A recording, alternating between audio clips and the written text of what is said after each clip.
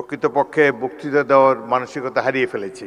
আজ এই অনুষ্ঠানটি একটি জাতীয় অনুষ্ঠান, সলেম অকেশন। জুলাই যোদ্ধাদেরকে শ্রদ্ধার সাথে স্মরণ করার জন্যই রাষ্ট্র এই অনুষ্ঠানের আয়োজন করেছেন। কিন্তু যে দৃশ্য এখানে দেখলাম সেটিতেই অত্যন্ত দুঃখিত এবং লজ্জিত হয়েছি, ব্যথিত হয়েছি।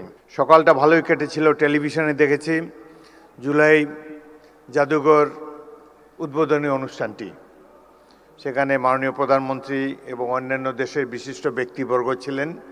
জুলাই যোদ্ধাদের একটি মিলন মেলা দেখতে পেয়েছিলাম সকালে। জাতীয় ঐক্য সহজেই প্রতিভাত হয়েছিল, কিন্তু বিকেলের এই অনুষ্ঠানটিতে যা দেখলাম এটি অভিপ্রেত ছিল না, একেবারেই অনভিপ্রেত। কালার এক্সপার্ট, জর্জ স্যাপ এবং মাইল্ড অন হ্যান্ডস টেকনোলজি সমৃদ্ধ অরিক্স ক্রিস্টাল ওয়াশ আপনার লন্ড্রি এক্সপার্ট। জাতীয় অনুষ্ঠানে আমরা তো জাতীয় ঐক্যের কোনো বহিঃপ্রকাশ দেখাতে পারলাম না। ভুল তো মানুষ করেই, নিশ্চয়ই এখানে ডকুমেন্টারিতে অনেক ভুল আছে। প্রথম ভুল আমি দেখেছি সেখানে তো আবু সাঈদের ছবিই নাই। আবু সাঈদ এই বিপ্লবের প্রতিচ্ছবি, প্রতীক, তার ছবি না থাকলে এটা কোনো ডকুমেন্টারি হলো না। সেখানে আরও নাই দেশনেত্রী বেগম খালেদা জিয়ার ছবিও তো নাই। সুতরাং কিছু ভুল হয়েছে এবং এই ভুল মাননীয় মন্ত্রী জোর হাতে স্বীকার করেছেন, ক্ষমা চেয়েছেন, বারংবার ক্ষমা চেয়েছেন। তারপর তো শান্ত হওয়া উচিত এই ধরনের একটা জাতীয় অনুষ্ঠানে।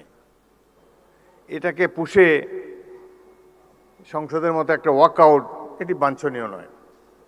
আমি লক্ষ্য করেছি মাননীয় সংসদ সদস্য আক্তার, তিনি তার অনুসারীদেরকে প্রশমিত করার চেষ্টা করেছেন, কিন্তু বাংলাদেশের নেতাকে তো মানে না সহজে অনুসারীরা।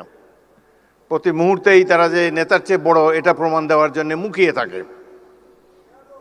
সেই কারণেই এই ধরনের একটা অনুষ্ঠানের এই পরিণতি হলো। এখানে যারা বিদেশি বসা ছিল, আমি মনে মনে চিন্তা করছিলাম যে ইংরেজিতেই ভাষণ দেব, বিদেশিরা দেখুক 16 বছর আমরা কিভাবে কাটিয়েছি, কিন্তু তারা তো চলেই গিয়েছে। যাই হোক, জাতীয় অনুষ্ঠানে এই ধরনের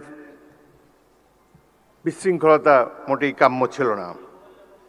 ভাই, আমরা তো জনগণের ভোট নিয়ে এখানে এসেছি, জনগণের নির্বাচিত প্রতিনিধি আমরা, হাওয়ার থেকে উড়ে এসে বসি নাই এখানে।